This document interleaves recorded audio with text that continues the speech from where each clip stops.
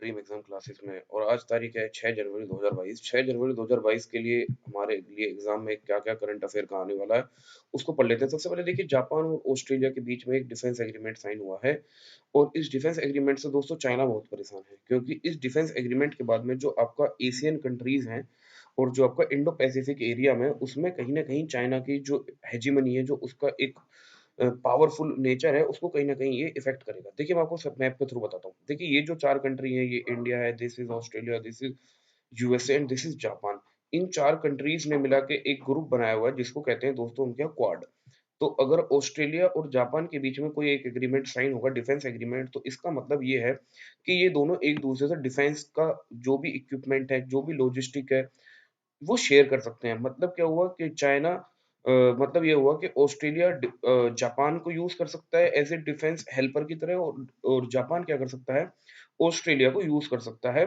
Australia की land use कर सकता है, उसके डिफेंस इक्विपमेंट यूज़ कर सकता है, उसकी इंटेलिजेंस यूज़ कर सकता है। ऑस्ट्रेलिया जापान की टेक्नोलॉजी यूज़ कर सकता है। ऑस्ट्रेलिया की सबमरीन अब जापान के ओशन में जा सकती हैं। यानी कहीं न कहीं मिला के अगर इन 2 कंट्रीज़ के बीच में डिफेंस कोऑपरेशन बढ़ेगा, तो उससे क्या होगा कि इस इंडो पैसिफिक वाले पूरे एरिया में दोस्तों चाइना की जो हेजीमनी है उसको कहीं न कहीं एक शॉक लगेगा। यानी कुल मिला के ये जो अभी एग्रीमेंट साइन हुआ है इन जापान और ऑस्ट्रेलिया के बीच में ये क्या है, ये एक तरह का क्या है हिस्टोरिक है जो कि चाइना के लिए बड़ा परेशानी साबित हो सकती है। और ये क्या करेगा जो एशियन कंट्रीज़ हैं इनमें जो चाइना का इन्फ्लुएंस है उसको क्या करेगा, कम करने की कोशिश करेगा। ठीक है दोस्तों, दूसरी खबर जान लेते हैं। देखिए, अभी-अभी एक बहुत बड़ी दुर्भाग्यपूर्ण घटना हुई और इसमें ये हुआ कि झारखंड में कुछ लोगों ने एक इंसान को जिंदा जला दिया, वो भी पुलिस के सामने। उनका कहना ये था कि इस आदमी ने खुनकट्टी लॉ का वॉयलेशन किया है। ये जो लॉ है, मे बी शायद इसको सही प्रोनाउंस नहीं कर पा रहा हूँगा। खुनखट्टी लॉ ये कहता है कि फॉरेस्ट में जो भी है, ट्राइबल लोग फॉरेस्ट का जो भी है, वो सबका कम्युनिटी का है, इंडिविजुअल का किसी का कुछ नहीं है। ये क्या है? खून-खट्टी लॉ है, मैं इसके बारे में आपको बाद में बताऊँगा। इसका मानना ये है कि ट्राइबल के जो गाँव के लोग हैं, उनका मानना ये है कि जिस आदमी को हमने मारा है, हमने उसको पहले भी 2 बार वार्निंग दी थी कि वो पेड़ काट कर बाज़ार में ना बेचे। मतलब वो क्या कर रहा था कि वो चोरी से पेड़ काटता था जंगल के और काट कर मार्केट में बेच देता था। इसकी इस एक्टिविटी से बहुत लोग परेशान थे, तो गाँव के लोगों ने इसको वार्निंग भी दी, लेकिन ये नहीं माना। तो गाँव के लोगों का ये कहना है कि हमने इसको इसलिए मार के जिंदा जला दिया और पुलिस वाले वहीं सामने थे। अब ये लॉ क्या है? देखिए, आप सभी जानते हैं, आपने मुंडा रिवोल्ट के बारे में सुना होगा।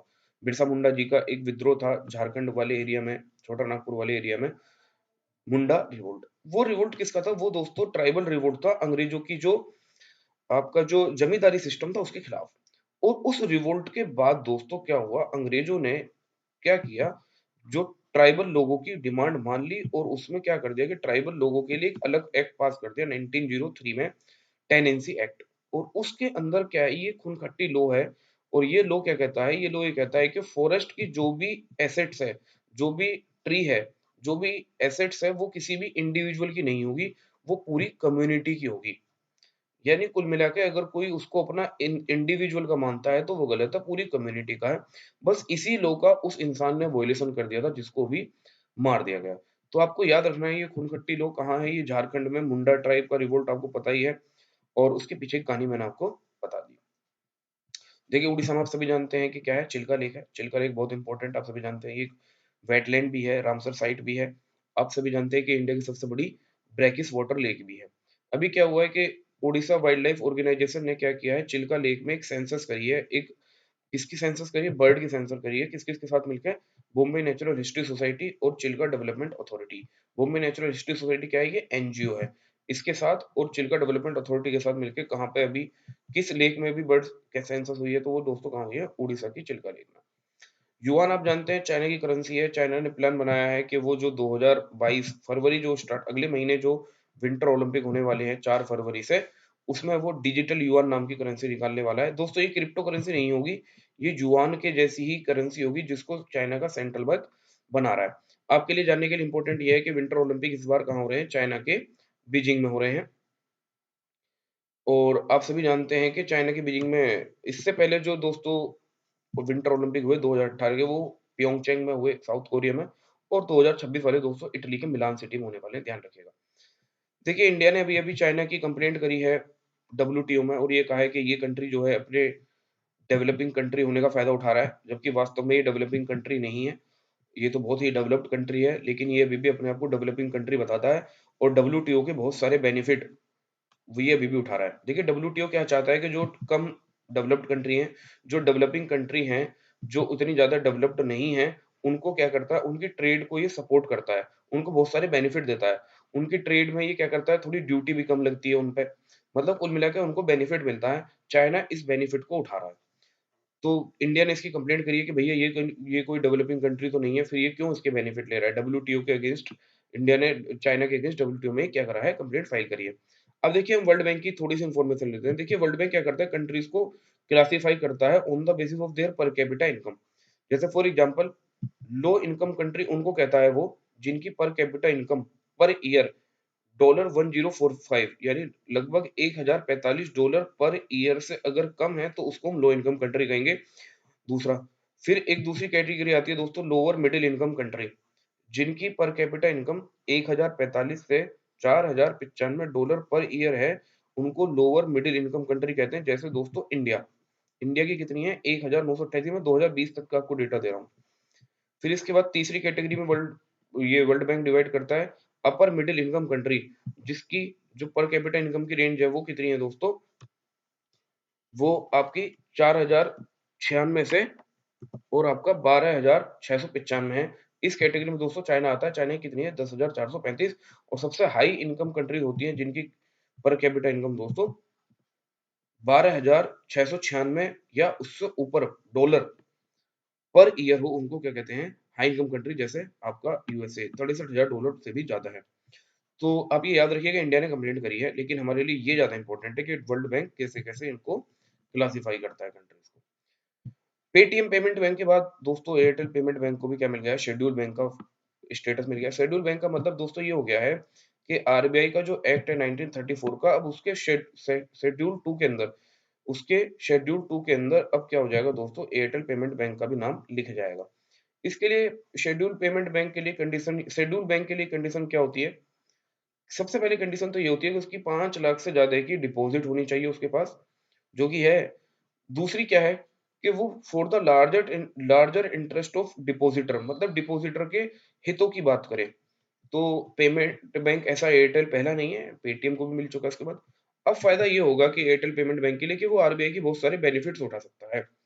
शॉर्ट में बस इतना ही फायदा है आपके लिए। देखिए आर्टिकल 348 थोड़ा खबरों में है, कि खबरों में किस लिए, खबरों में इसलिए कि आर्टिकल 348 ये कहता है कि हाई कोर्ट की जो लैंग्वेज होगी वो क्या होगी, वो दोस्तों इंग्लिश होगी। इसका मतलब ये हुआ कि अगर कोई इंसान जज को अगर कुछ कहना ही चाह रहा है, जज से अगर कुछ कहना चाह रहा है वो, तो उसको इंग्लिश में ही बोलना पड़ेगा। मतलब अगर उसको इंग्लिश नहीं आती है तो फिर क्या करे वो, तो फिर कोर्ट उसको क्या करेगा, एक ट्रांसलेटर प्रोवाइड कराएगा या कोई एक वकील एडवोकेट प्रोवाइड कराएगा। लेकिन अगर वो आदमी बहुत गरीब है तो फिर उसको क्या करा जाएगा, फ्री में ही स्टेट लीगल सर्विस अथॉरिटी के द्वारा एक एडवोकेट या एक ट्रांसलेटर प्रोवाइड कराया जाएगा। अभी ऐसी एक खबर आई है कि जिसमें गुजरात में एक हाई कोर्ट में एक इंसान के ऊपर केस चल रहा था, और वो गुजराती में बोल रहा था, उसको इंग्लिश नहीं आती थी, और जज उससे बार बार कह रहे थे कि आप इंग्लिश में बोलिए, परंतु वो हिंदी में बोल रहा था। अब देखिए इसके लिए जिम्मेदार कोई जज नहीं है, कोई नहीं है, ये आर्टिकल 348 की लैंग्वेज ही ऐसी है, तो इसमें कोई क्या कर सकता है। तो इसके लिए क्या कर सकते हैं, हम 348 को अमेंड कर सकते हैं, अदरवाइज तो फिर ये जजेस भी बाइंड हैं, उनको भी इंग्लिश में ही फॉलो करना पड़ेगा। एक और चीज खबर में रही है, कैप्टन हरप्रीत चंडी, दोस्तों ये क्या है, ये इंडियन ओरिजिन है, इंडिया की वंशज है ये, और ये ब्रिटिश सिख ऑफिसर हैं, ब्रिटिश आर्मी में ऑफिसर हैं। इन्होंने क्या किया है दोस्तों, पहली श्वेत महिला बन गई हैं जो सदर्न पोल पर अकेले पहुंच गई हैं। ठीक है। दूसरी चीज इंपॉर्टेंट है, कॉमर्स मिनिस्ट्री एक नया प्लान लॉन्च कर रहा है जिसका नाम है ब्रांड इंडिया कैंपेन। दोस्तों उसका उद्देश्य आप सभी जान रहे हैं कि ब्रांड इंडिया कैंपेन का उद्देश्य क्या है, नाम से पता लग रहा है कि इंडिया के एक्सपोर्ट को ज्यादा से ज्यादा बढ़ाना। मतलब क्या करना है कि अदर जो इंटरनेशनल मार्केट में इंडिया की इमेज को अच्छा करना, और ज्यादा से ज्यादा वस्तुओं का और सर्विसेज का, गुड्स एंड सर्विस को हम ज्यादा से ज्यादा एक्सपोर्ट कर पाए, तो ज्यादा से ज्यादा हमारे पास क्या होगी, फॉरेन करेंसी आएगी, तो ज्यादा से ज्यादा हमारी इकोनॉमी क्या होगी दोस्तों, मजबूत होगी। तो ये कौन है, आप समझ जाएंगे। कर्नाटका अपने यहाँ पे पहली एलएनजी की क्या कर रहा है दोस्तों, सेटअप करने के लिए क्या कर रहा है, एलएनजी का टर्मिनल बना रहा है मैंगलोर में। तो उसने क्या किया है, कर्नाटका ने, सिंगापुर की कंपनी है जिसके साथ उन्होंने एक एमओयू साइन किया है। तो कर्नाटका का पहला एलएनजी टर्मिनल कहाँ बनने वाला है दोस्तों, मैंगलोर। एक और इंपॉर्टेंट खबर मैं आपको दिखाना चाहता हूँ। देखिए एक बहुत बड़ा टेलीस्कोप आपका लगा हुआ है अटाकामा डेजर्ट। अटाकामा डेजर्ट कहाँ है मैं आपको दिखाता हूँ। देखिए ये मैप है, ये साउथ अमेरिका है, दिस इज अर्जेंटीना, ये जो पतली सी कंट्री है this is Chile, this is Bolivia, ये जो एरिया है this is called Atacama desert. ये दुनिया का सबसे ड्राई डेजर्ट है। यहाँ पर क्या है दोस्तों, एक बहुत बड़ा दुनिया का टेलीस्कोप है, अटकामा लार्ज मिलीमीटर सब मिलीमीटर एरे, ALMA।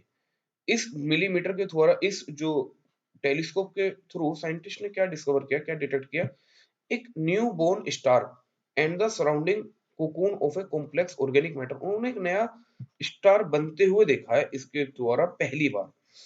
तो आपके लिए क्या है, याद रखिएगा ये कहाँ पे है, अटकामा डेजर्ट, साउथ अमेरिका में। एक और इम्पोर्टेंट चीज है, कोविड से रिलेटेड है, इम्पोर्टेंट बन जाती है हमारे लिए। आईसीएमआर ने एक नई किट ओमिश्योर को मंजूरी दे दी है ओमिक्रॉन के टेस्ट के लिए। अब ये ओमिश्योर क्या करता है, ये किसने बनाया है, इसकी manufacturing Tata medical and diagnostic करता है, लेकिन इसको डेवलप यूएसए की एक स्टार्टअप ने, थर्मो फिशर ने डेवलप किया है। इसको मैन्युफैक्चर कौन करेगा, टाटा करेगा। अब इस किट के द्वारा दोस्तों क्या होता है, एस जीन टारगेट फेलियर। देखिए क्या होता है, ऐसा माना जा रहा है कि ये जो ओमिक्रॉन का वेरिएंट है, ये क्या कर रहा है कि क्या कर रहा है कि एस जीन को ही क्या कर ले रहा है दोस्तों, ये डिलीट कर दे रहा है, एस जीन को ही ये खत्म कर दे रहा है। एस जीन के थ्रू ही हम क्या करते हैं दोस्तों, आरटीपीसीआर करके कोविड के पॉजिटिव होने का पता लगा देते हैं। यानी आरटीपीसीआर जो किट है, कहीं ना कहीं वो जो नॉर्मल हमारा आरटीपीसीआर है, वो ओमिक्रॉन पे कहीं ना कहीं फेल हो जाता है, क्योंकि वो तो क्या कर गया, एस जीन को डिटेक्ट करता है और एस जीन ही ये ओमिक्रॉन क्या कर देता है, डिलीट कर देता है। तो एक ये सबसे एफिशिएंट जो मेथड बनाया है, ये ओमिश्योर है। ये क्या करेगा, ये इस एस जीन फेलियर को थ्रू ही क्या करेगा, आरटीपीसीआर का पता लगाएगा दोस्तों। तो आपके लिए ये इंपॉर्टेंट चीज हो जाती है ओमिश्योर। कर्नाटका ने क्या किया दोस्तों, अपने यहाँ पे ई बाइक टैक्सी के रूप में चलाने के लिए एक स्कीम चलाई थी। 6 महीने हो गए उसको, पहली बार अब उसको एक कंपनी ने एप्लीकेशन दिया है, उसने इंटरेस्ट हमें दिखाया है। अब से पूछा जाएगा ई बाइक टैक्सी का प्लान कहाँ चल रहा है, तो कर्नाटका की गवर्नमेंट ने। यूरोपियन यूनियन ने दोस्तों क्या कर दिया है, किसी भी तरह का परमानेंट इंक का टैटू या किसी भी तरह का परमानेंट मेकअप जो स्किन कैंसर करने के लिए जो रीजन हो सकता है, उसको क्या कर दिया है, बैन कर दिया यूरोपियन यूनियन ने। बहुत ही अच्छा कदम है। देखिए आप सभी जानते हैं कि प्लान बी किसके बारे में मैं बात करना चाह रहा हूँ। देखिए जो हमारे एलिफेंट होते हैं, हाथी जो होते हैं, उनकी बहुत ज्यादा डेथ हो जाती है रेलवे ट्रैक को क्रॉस करने में। तो वो रेलवे ट्रैक से दूर कैसे रहें, उसके लिए क्या किया है दोस्तों, जो हमारा नॉर्दर्न फ्रंटियर रेलवे है जिसका हेडक्वार्टर गुवाहाटी में है, उसने ये प्लान बी लॉन्च किया है। और इसका उद्देश्य दोस्तों यही है, इसका उद्देश्य यही था कि रेलवे ट्रैक के पास कुछ ऐसे सेंसर लगाए जाएंगे कि जैसे ही कोई एलिफेंट उनके पास आएगा, तो वहां से वो मक्खियों की आवाज, दोस्तों ये जो एलिफेंट होते हैं, ये मक्खियों से डरते हैं, इरिटेट होते हैं, ये दूर भागते हैं। तो अगर वहां पर किसी एलिफेंट की एंट्री होगी ट्रैक के पास, तो ये जो वाइब्रेटर होगा, इससे जो होगा बीस की यानी मक्खियों की आवाज निकलने लगेगी, जिससे डरकर शायद एलिफेंट क्या करे जाएंगे, दूर भाग जाएंगे और वो रेलवे ट्रैक पर नहीं आ पाएंगे। मे भी शायद उनको एक्सीडेंट से इस तरीके से बचाया जा सकता है। तो याद रखिएगा, नॉर्दर्न फ्रंटियर रेलवे ने ये क्या किया है, ये प्लान एग्जीक्यूट किया है। और इस प्लान के लिए इसको बेस्ट इनोवेशन का अवार्ड भी मिल चुका है इंडियन रेलवे का। तो आज के लिए हमारी वीडियो में इतनी ही। अगर आपको हमारी वीडियो पसंद आए तो थैंक यू वेरी मच, और लाइक शेयर सब्सक्राइब करिएगा। Thank you very much.